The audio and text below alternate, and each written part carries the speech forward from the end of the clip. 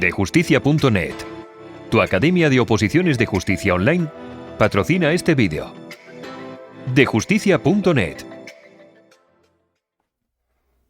Muy buenas a todos y a todas, mi nombre es John Fernández, soy abogado, profesor particular de Derecho y en el vídeo de hoy vamos a ver la 12ª parte de mi curso online sobre la Constitución española.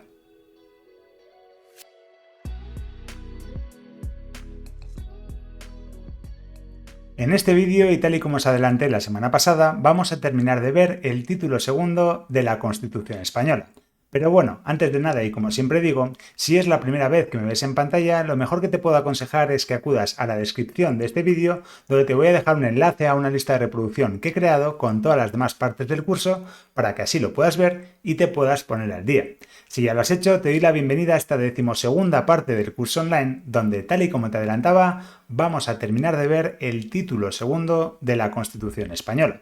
La semana pasada llegamos hasta el artículo 60. Y en esta ocasión vamos a ver desde el artículo 61 hasta el artículo 65 de nuestra norma suprema.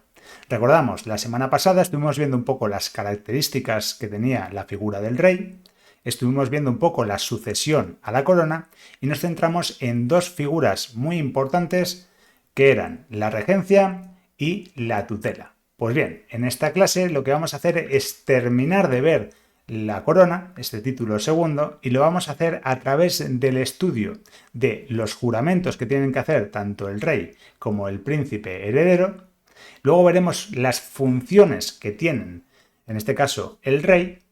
Y finalmente terminaremos de ver algo que ya comenzamos un poco a analizar o que vimos un poco por encima la semana pasada, que era el refrendo que tiene que hacer de los actos el presidente del gobierno o los ministros en su caso. Bien, pues vamos con el artículo 61, vamos ya sin más preámbulos a centrarnos en los juramentos que os decía al principio de esta clase. Artículo 61.1. El rey, al ser proclamado ante las Cortes Generales, al ser proclamado rey, tiene que hacer un juramento, y este juramento es el de prestar juramento de desempeñar fielmente sus funciones, guardar y hacer guardar la Constitución y las leyes, y respetar los derechos de los ciudadanos y de las comunidades autónomas. ¿Vale?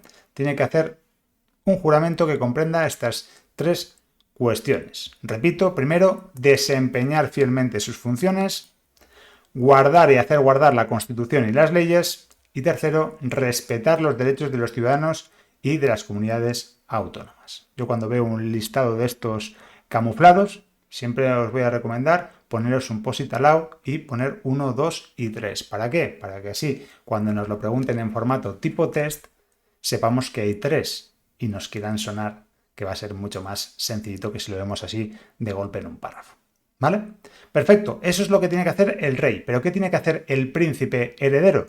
Pues el príncipe heredero, al alcanzar la mayoría de edad, antes era cuando sea proclamado el rey, ahora es cuando alcance la mayoría de edad, porque sigue siendo príncipe, y el regente o regentes, al hacerse cargo de sus funciones, ya vimos lo que era la figura de la regencia la semana pasada, tienen que prestar este mismo juramento al que se le añade una cuarta cuestión, es decir, tiene que prestar un juramento igual que el rey de estas tres cuestiones que estábamos analizando en el 61.1, pero además de ello se le añade una más, que es el de fidelidad al rey.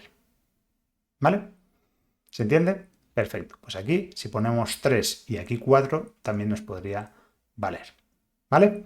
Perfecto, pues eso sería el artículo 61. Con esto terminamos los juramentos y ahora pasamos al artículo 62. En el artículo 62 comenzamos con las funciones. Digo comenzamos porque veremos que en el artículo 63 podría ser una extensión de este artículo 62, ¿vale? Pero de momento comenzamos con el artículo 62 que dice así: corresponde al rey, es decir, son funciones propias del rey, sancionar y promulgar las leyes. Primera cuestión que se nos plantea. ¿Sancionar? ¿Cómo que sancionar? ¿Qué es sancionar?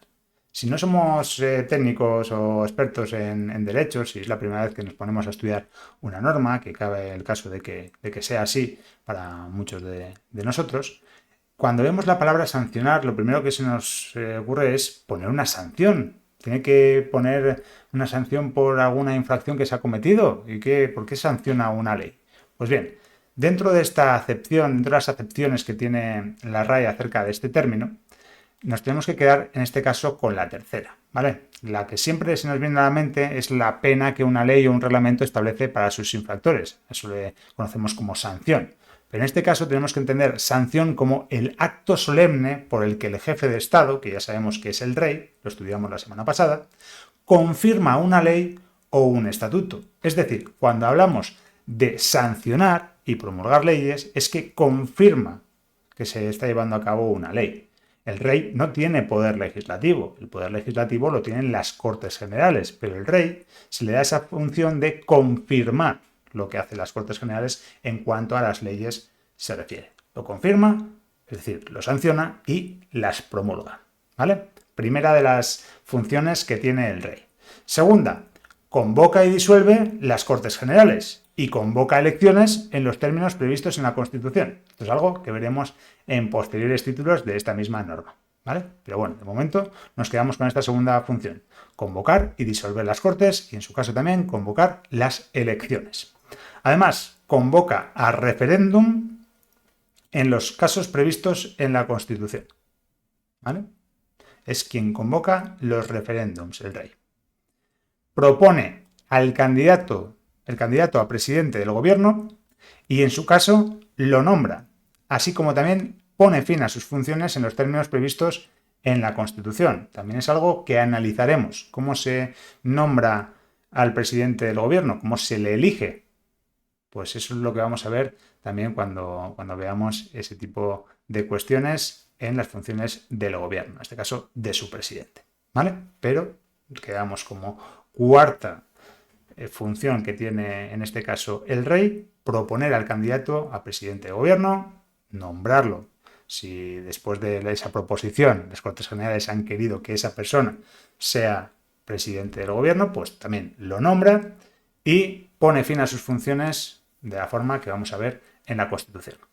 Además de ello, nombra y separa los miembros del gobierno a propuesta de su presidente, expide los decretos acordados en el Consejo de Ministros, confiere los empleos civiles y militares y concede honores y distinciones con arreglo a las leyes. Como esto luego hay una ley que lo desarrolla, tampoco vamos a detenernos.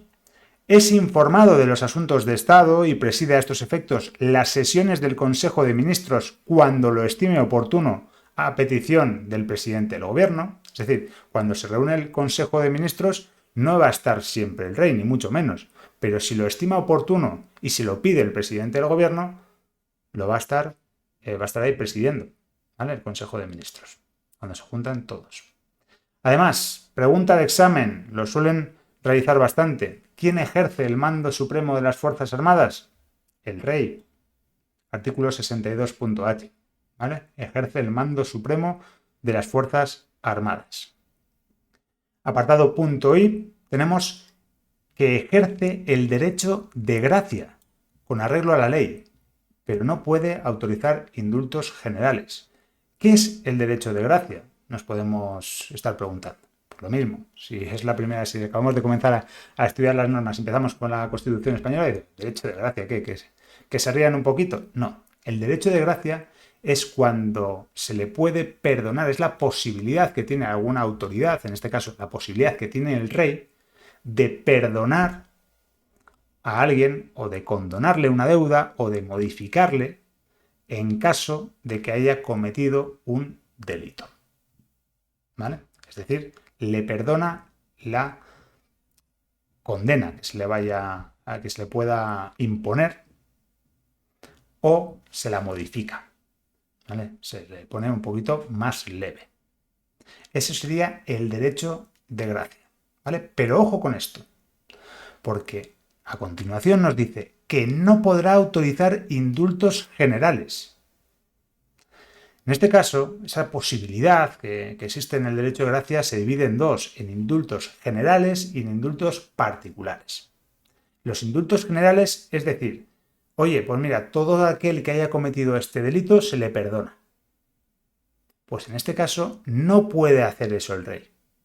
El rey lo que puede hacer es autorizar indultos particulares en su derecho de gracia. ¿Qué significa eso? Pues que estudiado el caso concreto, a una persona determinada se le perdone por el delito que ha cometido. ¿Vale? Eso es lo que viene a decir este apartado I. Espero que haya quedado claro, derecho de gracia, pero solamente con indultos particulares. En ningún caso se puede autorizar indultos generales. Y luego, como última de las funciones, ojo, de este artículo 62, porque como os decía, en el artículo 63 vamos a seguir viendo algunas funciones más, como última de este artículo 62 tenemos el apartado J, o la letra J, vaya, que nos viene a decir que también ejerce el alto patronazgo de las Reales Academias, ¿vale? Como puede ser la Real Academia de la Lengua Española, ¿vale? Es quien ejerce el alto patronazgo. Bien, ¿se entiende? Artículo 62, yo creo que se puede llegar a entender todo bastante bien. Como siempre que vemos un listado así de largo, yo lo que os aconsejaría sería quedarnos con una o dos, tres palabras clave de cada uno de estas letras. Para así, luego ya, si nos acordamos de esas palabras clave, tenemos el resto ya sabido, ¿vale? A la hora de practicar, a la hora de memorizar, sabemos el resto, ¿vale? Genial, pues artículo 62 entendido. Vamos con el 63 y, como os decía, continuamos con las funciones. Esto podrían ser más letras de este artículo 62, porque si os fijáis nos viene a decir que el rey también acredita a los embajadores y otros representantes diplomáticos. Y los representantes extranjeros en España están acreditados ante él. Es decir, esto puede ser una función más. El hecho de que es quien acredita a los embajadores y otros representantes diplomáticos. Y si vienen otros de fuera, se acreditan ante él. ¿Vale? Perfecto. Pues una función más que vemos del rey, una sencillita. Y en el segundo punto también vemos que al rey corresponde manifestar el consentimiento del Estado para obligarse internacionalmente por medio de tratados de conformidad con la Constitución y las leyes. Es decir, no se va a encargar él mismo de llevar a cabo los tratados internacionales, pero es quien manifiesta el consentimiento del Estado para obligarse internacionalmente. Esto va muy relacionado con algo que estuvimos viendo el primer día en el primer artículo, y es que lo que veíamos era que asumía la más alta representación del Estado español en las relaciones internacionales. Entonces, a la hora de asumir esa más alta representación en las relaciones internacionales, es lógico también pensar que es quien puede manifestar el consentimiento del Estado para obligarse internacionalmente. ¿Vale? Como veis, todo está relacionado de alguna u otra manera. Y finalmente, la última de las funciones que vemos en esta Constitución española, que le corresponde al rey, por lo menos en este título, sería esta, la de previa autorización de las Cortes Generales, declarar la guerra y hacer la paz. ¿Vale? Al rey, previa autorización de las Cortes Generales, le corresponde declarar la guerra a otro Estado, por ejemplo, y hacer la paz.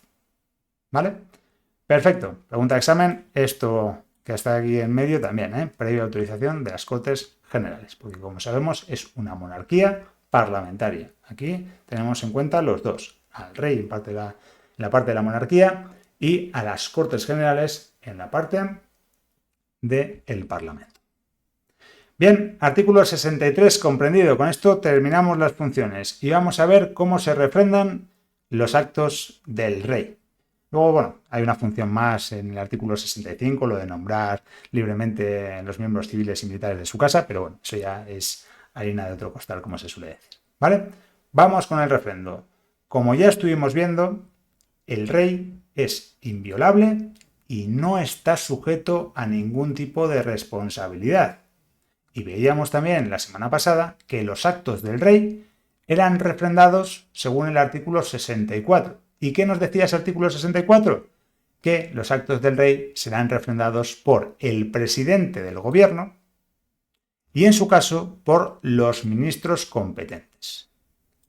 La propuesta y el nombramiento del presidente del gobierno y la disolución prevista en el artículo 99, que ya estudiaremos largo y tendido, no os preocupéis, serán refrendados por el presidente del Congreso.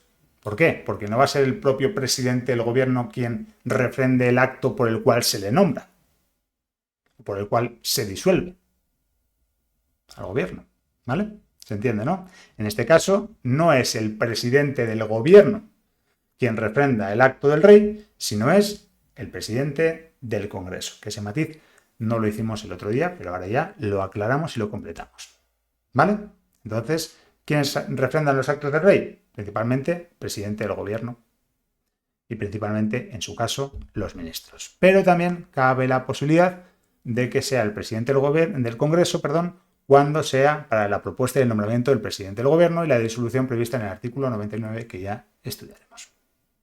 Perfecto, pues entendido esto, vemos un detallito más en este artículo 64, concretamente en el punto segundo, que era algo que os mencioné sin necesidad de leer el artículo en sí. Y os dije, el rey es inviolable. El rey no está sujeto a ningún tipo de responsabilidad. Pues bien, de los actos del rey serán responsables las personas que lo refrenden. Es decir, si refrenda ese acto el presidente del gobierno, ¿quién va a ser responsable? El presidente del gobierno. Si lo hace un ministro, el ministro. Si lo hace el presidente del Congreso, el presidente del Congreso. ¿Vale? ¿Por qué? Porque el rey es inviolable y no está sujeto a responsabilidad. Lo he dicho ya demasiadas veces, pero cuando llegue el examen y os caiga esta pregunta, vais a tener en la cabeza mis palabras y seguro que os acordáis. ¿Vale? Perfecto, pues artículo 64 entendido. Terminamos con el artículo 65 para ver la Casa Real y cómo se nombran a esos miembros civiles y militares. El rey recibe de los presupuestos del Estado una cantidad global. ¿Para qué? Para sostener su familia y su casa. Y de esta cantidad la distribuye libremente. ¿Vale? Recibe una cantidad global de los presupuestos del Estado y luego con esa cantidad hace lo que quiera para sostener su familia y su casa. Y, como ya sabemos, el rey nombra y releva libremente los miembros civiles y militares de su casa, que esto lo completamos con lo que dijimos la semana pasada, que para este artículo 65.2 no hacía falta que refrendaran sus actos. ¿Vale? Se entiende todo, ¿no? Yo creo que poca explicación más se merece aquí porque yo creo que se comprende bastante bien. Así que con esto damos por terminado el título segundo de la Constitución española. La semana que viene seguramente os traiga un test de repaso para este título segundo y luego lo que haremos ya la siguiente será comenzar con el título tercero relativo a las Cortes Generales. Si te está gustando este curso y no te quieres perder nada, ya sabes lo que tienes que hacer. Lo tienes por aquí abajo. Suscribirte al canal si aún no lo estás de forma completamente gratuita, activar la campanita para que YouTube te avise de cuando subo un nuevo vídeo, darle un me gusta a este para hacérmelo saber y sobre todo, y lo más importante, es compartir este vídeo con más gente para así poder ayudarles y para que así esta gran familia que juntos estamos creando pueda seguir creciendo. Asimismo, te recuerdo que todo esto también lo estoy subiendo, todo este curso, también lo estoy subiendo a mi canal de Patreon, donde lo podrás ver sin anuncios y donde podrás tener esquemas, recursos, test de exámenes oficiales, otros cursos también a tu disposición, por una cuota mensual muy, muy bajita. En la primera línea de la descripción te voy a dejar el enlace a mi Patreon y en la segunda te voy a dejar el enlace a un vídeo en el que te explico cómo te puedo ayudar a través de esta nueva plataforma. Lo dicho, nos vemos la semana que viene con un nuevo vídeo. Un abrazo y mucho ánimo.